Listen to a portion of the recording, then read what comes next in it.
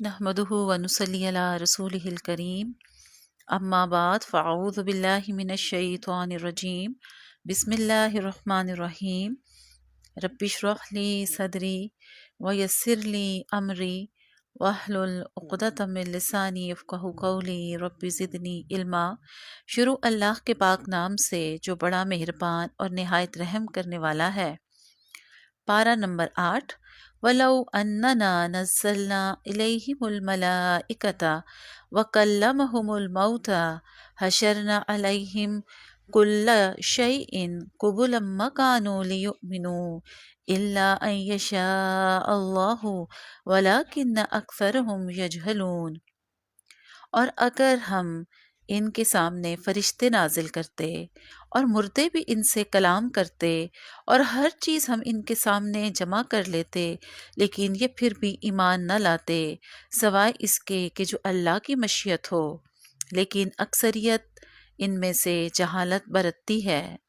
جو دین کی بات نہیں ماننا چاہتا وہ اگر فرشتے اترتے ہوئے دیکھ لے یا مردوں کو بولتا سن لے پھر بھی وہ نہیں مانے گا۔ یہ حجت باز شخص کا رویہ بتایا جا رہا ہے۔ حجت باز کبھی ہدایت نہیں پا سکتا۔ ماننے کے لیے، قبول کرنے کے لیے دل کا جھکنا بہت ضروری ہے، اور ان کی اکثریت جہالت برتتی ہے، اس کے پاس علم نہیں ہے۔ تو یاد رکھیں، ماننے کے لیے علم بہت ضروری ہے، اور سب سے بڑی سچائی اور علم کی حقیقت اللہ کا کلام، اس کی یہ کتاب ہے۔ بہت بڑا ایک اور اصول حق کی تلاش کے لیے جو ہمیں دیا، اکثریت کی پیروی کی بجائے حق کی پیروی کرو، کیونکہ اسی میں نجات ہے، کیونکہ اکثریت تو بھٹکا دیتی ہے۔ حق کی پیروی کرنے کے لیے اکثریت کو نہیں دیکھنا۔ انسانوں کا رویہ اور مزاج یہ ہوتا ہے کہ جو لوگ دنیا میں کر رہے ہیں ہم بھی وہی کریں گے، کیونکہ اکثریت غلط تو نہیں ہو سکتی۔ لیکن اس کے برعکس اللہ رب العزت کی نصیحت یہ ہے کہ اکثریت کو دیکھ کر حق نہ چھوڑے۔ معیار اللہ کی کتاب اور سنت رسول صلی اللہ علیہ وسلم ہے، اور یہی کامیابی کی راہ ہے، کیونکہ اکثریت تو خواہشات کی پیروی کرتی ہے۔ اکثریت علم کے بغیر اپنی خواہش کی وجہ سے جب پیروی کرتے ہیں تو لوگوں کو بھٹکا دیتے ہیں، خود بھی بھٹکتے ہیں اور لوگوں کو بھی بھٹکاتے ہیں۔ اکثریت تو خواہشات، موڈ، دل کی مرضی، میرا خیال، میری خواہش، میں یہ چاہتا ہوں یا چاہتی ہوں، تو پھر جب اکثریت کی یہ رائے ہوگی تو پھر ہدایت نہیں ملے گی۔ اور علم کے بغیر خواہشات کی پیروی کرنا انسان کو اللہ کی راہ سے بھٹکا دیتا ہے۔ اللہ کا حکم ہمیں ماننا ہے، نہ کہ دل کی مرضی سنیں کہ دل یہ چاہتا ہے۔ اللہ کا حکم ماننا زیادہ افضل ہے، اس لیے ہمیں حکم دیا کہ ظاہری اور باطنی ہر طرح کے گناہ سے بچو۔ گناہ وہ ہے جس سے دل کو بے چینی ملتی ہے، دل کو سکون نہیں مل سکتا۔ گناہ دو طرح کے ہیں، کھلے گناہ اور چھپے گناہ۔ کھلا گناہ جو اعلانیہ ہے، شرک ہے، حق مارنا ہے، قتل ہے، جادو ہے۔ چھپا ہوا گناہ جو دل کا گناہ ہے، حسد، تعصب، نفرت، بغض، سازشیں، کینہ، اور وہ گناہ جو چھپ کے کیا جاتا ہے۔ یاد رکھیں، ہم لوگوں سے تو چھپ سکتے ہیں لیکن اللہ سے چھپ کر نہیں کہیں گناہ کر سکتے۔ اس لیے فرمایا، زندہ اور مردہ کی مثال، روشنی اور اندھیرے کی مثال، اور حق جاننے اور حق سے محروم رہنے والے کی مثالیں الگ الگ ہیں۔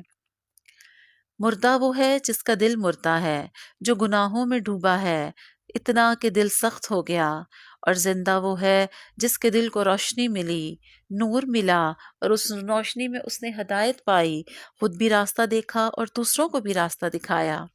حق کی روشنی پانے والے اور حق سے دور اندھیرے میں بھٹکنے والے زندہ اور مردہ جیسے ہیں۔ زندہ انسان جو ہدایت کے ساتھ ہے، مردہ انسان جو مر چکا ہے۔ اسی طرح جس نے ہدایت نہیں پائی وہ بھی مرے ہوئے انسان کی طرح ہے۔ اس لیے شرح صدر بہت ضروری ہے، کیونکہ معاملہ سارا دل کا ہے۔ دل کا کھل جانا، اشراح ہو جانا ہی انسان کو اپنے رب کی طرف لے کے جاتا ہے۔ جس کو ہدایت کی توفیق ملتی ہے اس کا سینہ کھل جاتا ہے، اس کے دل میں بات اتر جاتی ہے، اللہ کی بات سمجھ آنے لگتی ہے، عمل کرنا آسان ہو جاتا ہے، ہدایت کے راستے پہ رواں دواں ہو جاتا ہے۔ جس کا شرح صدر ہو جاتا ہے، جس کا شرح صدر ہوا، اس کو اللہ کی باتیں اچھی لگنا شروع ہو جاتی ہیں۔ اسی طرح جہاں دل کھلتا ہے وہاں بند بھی ہوتا ہے۔ جس کا دل بند ہو گیا، جس کا دل گھٹ گیا، اس کو ایسے لگتا ہے جیسے موت واقعہ ہو رہی ہے۔ دنیا کی محبت، دنیا میں مگن، دنیا کی چاہت میں اتنا مگن ہے کہ ہدایت سن کے اس کا دل بند ہو جاتا ہے۔ اس کو دین کی باتیں، اللہ کی باتیں، یہ سب چیزیں پابندیاں لگتی ہیں، وہ بور ہونے لگتا ہے۔ اس لیے اللہ سے دعا کی ضرورت ہے کہ اللہ ہمارا شرح صدر کر دے، کیونکہ شرح صدر ہوگا تو ہدایت کی راہ آسان ہوگی، اور ہدایت کی راہ والوں کے لیے خوشخبری ہے سلامتی کے گھر کی، وہ جنت جو حق قبول کرنے والوں کو اور اچھے عمل کرنے والوں کو ملے گی، جنہوں نے قبول کیا اور قبول کر کے مان لی بات، اللہ کی بات مان لی، جھک کے سیدھی راہ پر چلنا شروع کر دیا، اور پھر ان کے درجات ہیں، جیسا عمل ویسا ہی درجہ ہوگا، یعنی ان کی جزا، ان کا بدلہ ان کے اعمال کے مطابق ہوگا، کیونکہ اللہ ہر ایک کا عمل جانتا ہے۔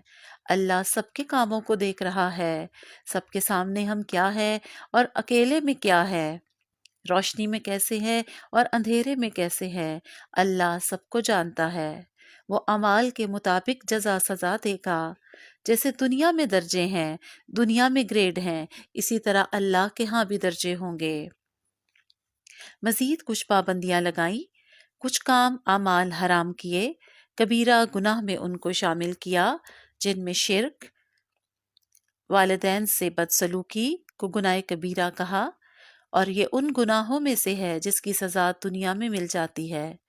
ماں باپ سے بدسلوکی اور نافرمانی کرنا، اسی لیے فرمایا تمہارے والدین ہی تمہاری جنت ہے اور والدین ہی تمہاری دوزخ ہے۔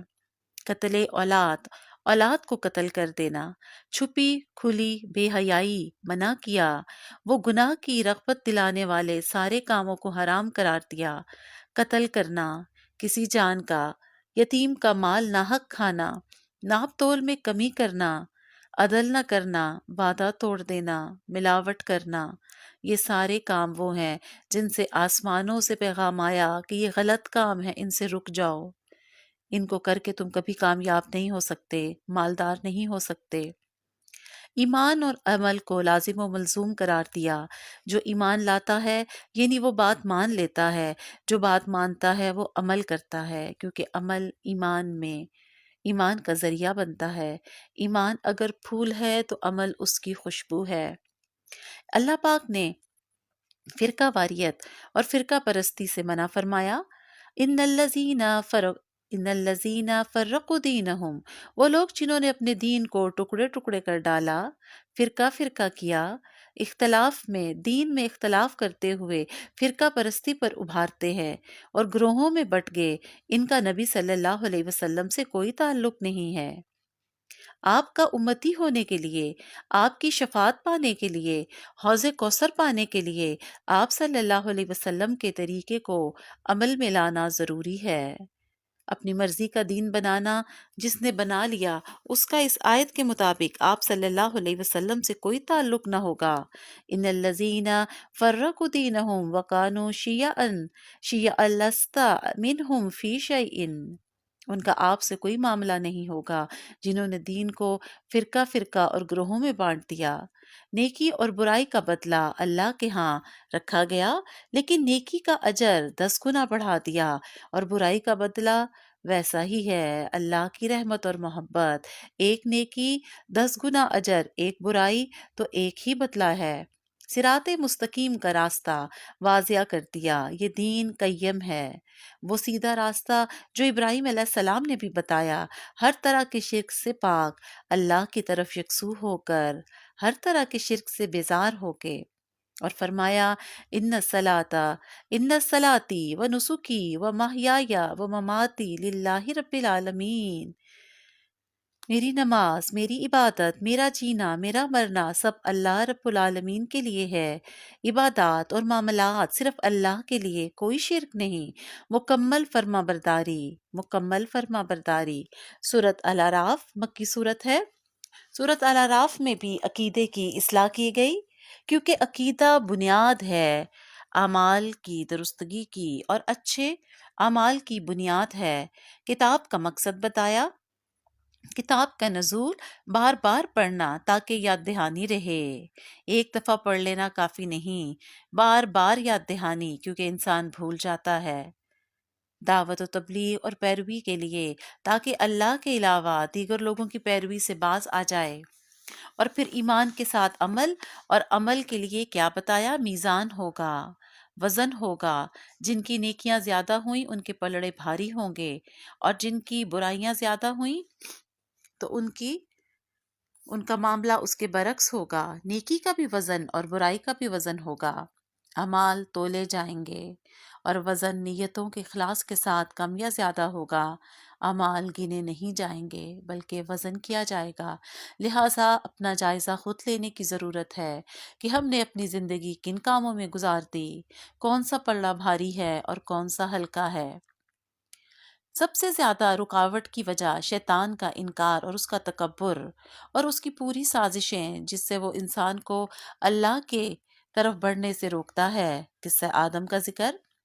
تکبر کی وجہ سے آدم کو سجدہ نہ کر سکا تو اللہ کی رحمت سے دور ہوا، اور تکبر کی وجہ علم کا ہونا، نیکی کا تکبر، انا خیر منہ کہ میں بہتر ہوں زیادہ۔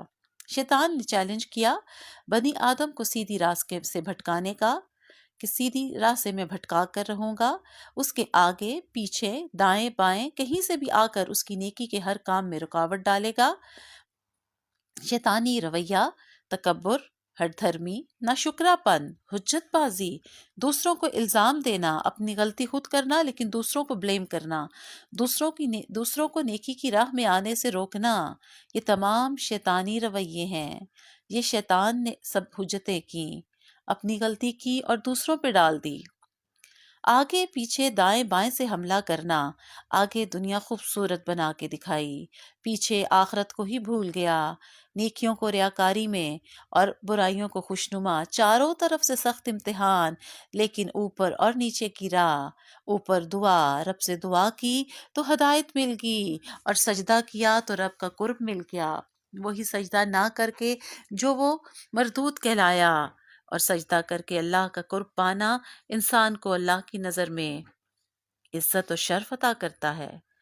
شیطان کا وسوسہ ڈال ڈال کر آدم کو بہکایا، برہنہ کرا دیا، جنت کا لباس اتر گیا، اور اولاد آدم کو اس وسوسے کی زد میں آ کر خود کو بچانا، اپنے لباس کا دھیان رکھنا۔ شرم و حیا فطری چیز ہے، شیطان نے اسی پر وار کیا۔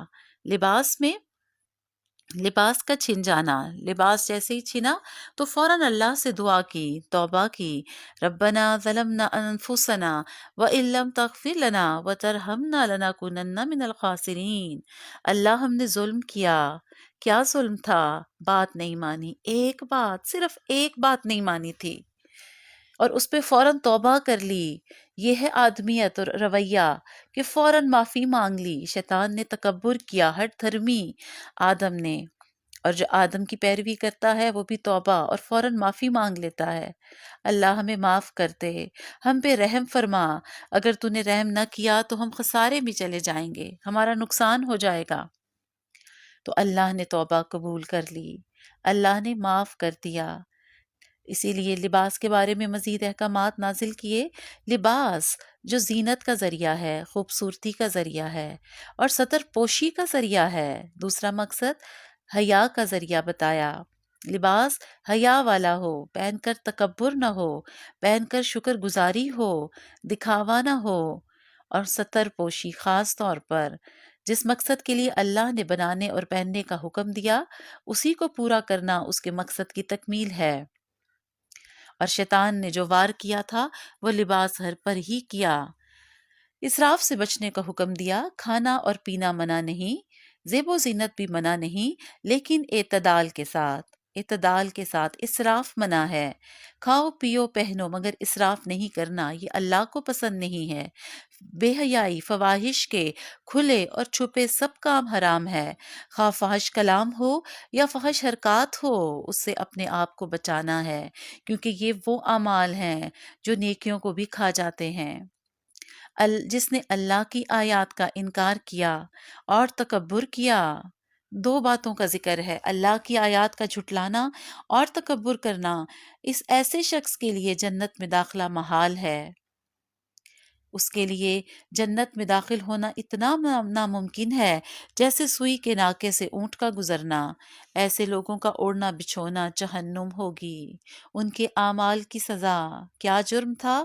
اللہ کی آیات کو جھٹلا دیا اور تکبر کیا، اپنی منمانی کی۔ ایسے لوگوں کے لیے آسمان کے دروازے ہرگز نہ کھولے جائیں گے، جنہوں نے اپنی مرضی سے دین لیا اور گزارا، عمل نہ کیا، تکبر کیا، اللہ کی بات نہ مانی۔ لہٰذا اللہ نے فوراً توبہ رکھی۔ آدم علیہ السلام کی بھی توبہ قبول ہوئی اور توبہ کا راستہ کھلا رکھا۔ جنت کی خوبصورتی سب سے زیادہ یہ ہے کہ اہل جنت کے دلوں سے کینہ، کدورت نکال کر جنت میں بھیجا جائے گا، میل کچیل سے پاک کر کے جنت میں داخل کیا جائے گا۔ پل صراط کے بعد ایک اور پل ہوگا جہاں پر دلوں کی صفائی ہوگی اور ہر کوئی صاف دل کے ساتھ جنت میں جائے گا۔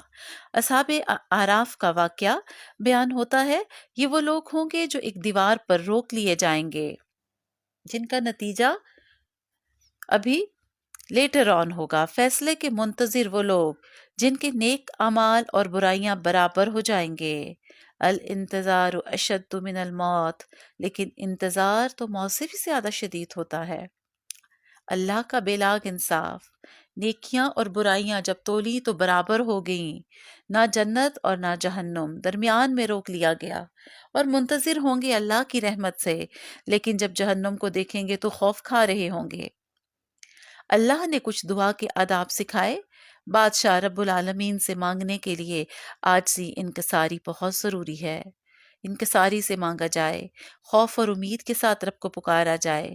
اگر کاش کے ساتھ دعا نہیں مانگنی، مانگنے سے منع کیا، زیادتی سے منع کیا، ایسی دعا جو گناہ پر مبنی ہو وہ مانگنے سے منع کیا۔ بہت سارے انبیاء کے واقعات بیان ہوئے، نوح علیہ السلام، ہود علیہ السلام، صالح، لوط، شعیب علیہم السلام، سب کا مقصد ایک تھا، ایک اللہ کی عبادت کرنا اور اس کی تعلیم دینا اور غلط کام چھوڑ دینے کی تبلیغ کرنا۔ آئیے نیک اعمال کریں، اپنی زندگیوں کو اچھے کاموں سے خوبصورت بنائیں تاکہ اللہ کے جنت کی طرف اس کے حصول کی کوشش کر کے آگے بڑھ سکیں، کیونکہ عمل سے زندگی بنتی ہے، جنت بھی جہنم بھی۔ وآخر دعوانا ان الحمد للہ رب العالمین۔